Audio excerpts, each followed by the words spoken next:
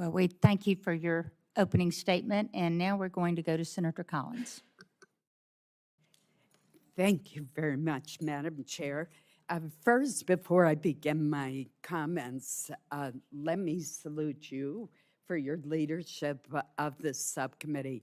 I once had the position that you now hold, and I know how important it is, and I want to welcome the new vice chair as well. And I know that you will work together and continue your great work. Mr. Secretary, I want to begin by thanking you for recognizing so swiftly the need for a replacement and modernization of our air traffic control system. And the presence of the Lilies here today reminds us all of what is at stake. So thank you for being here as well. For years, this committee has put money into modernizing the air traffic control system, and we just never have seen real results. A radar would be fixed here or there, but what we really need to do is completely modernize the entire system, and I know that that is your goal. That's going to cost significant money, but it is an investment that we must make. We are facing a crisis. When I learned from you that we were still using copper rather than fiber, it is stunning.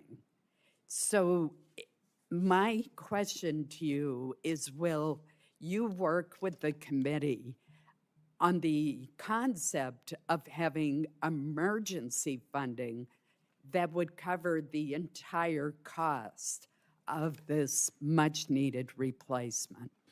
I appreciate the question, Senator, and I'm grateful for the conversations you've had with me on this topic. Yeah, I'm happy to work with this committee and the whole body. I think one of the mistakes of the past is we did do piecemeal funding without a big vision, and sometimes we were trying to deploy high-tech ideas where the system that we were operating off of was not ready for those high-tech ideas. And so what I'm going to ask and I don't know what vehicle you want to use, I don't know what the approach will be from this body, but I would like this body to give the DOT and the FAA the money up front, advanced appropriations. And with that, I will be happy myself or the FAA come back, I think, on a quarterly basis and give you updates on the progress, good, bad, and ugly. Are we hitting our timelines? Are we behind? Are we on budget? I think America and the body, if you buy into this idea, deserve that. I also think we're going to have to think about, can we get permitting reform? This can be slowed down by the permitting process, but if we're laying fiber, we're not building, 4-lane highways, we're not building skyscrapers. It's a pretty streamlined approach, but if we're going to build fast, which is necessary, I do think we'll need permitting reform as well from this body, and I think I'm committed to working with all of you on however you can envision us doing this together. I would welcome the opportunity. Thank you, Senator. Thank you. I also want to echo the chair's concerns about the administration's budget cuts for the Essential Air Service Program. This program is a lifeline to rural communities, not only in Maine, but across America. In Maine, we have 5 airports that would not have commercial air service, but for the Essential Air Service Program. They include Augusta, Waterville, Hancock County, Bar Harbor, Rockland, and Presque Isle, Maine. Just last weekend, I participated in a groundbreaking for a new terminal at the Presque Isle Airport.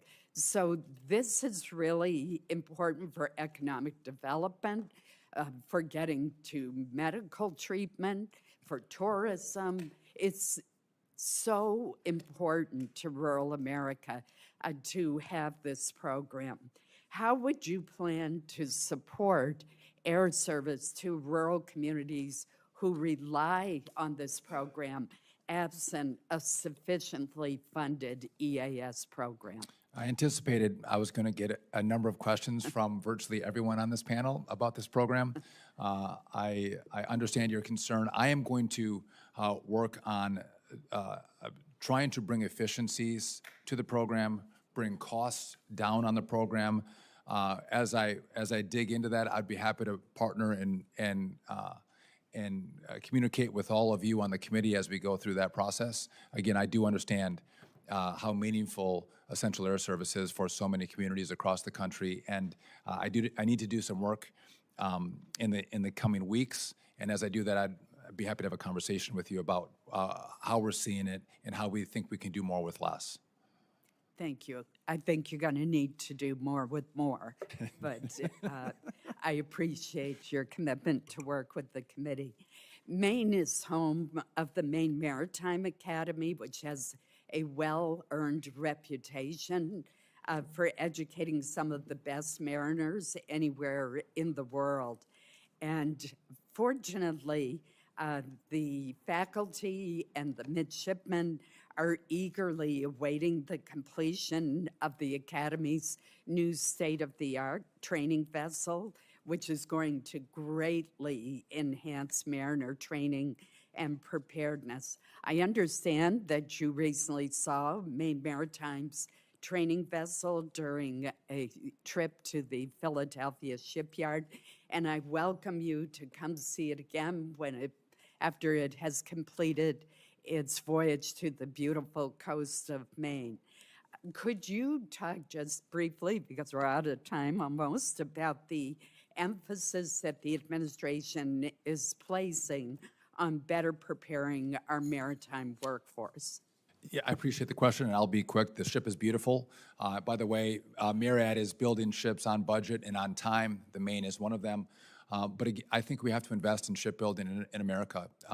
The seas are so important for defense, for moving products, and we have ceded this territory to Japan, South Korea, to China specifically, and we have to revitalize American shipbuilding. It's going to take vision, and it's going to take help from this body and presidential leadership, but I do think it's important.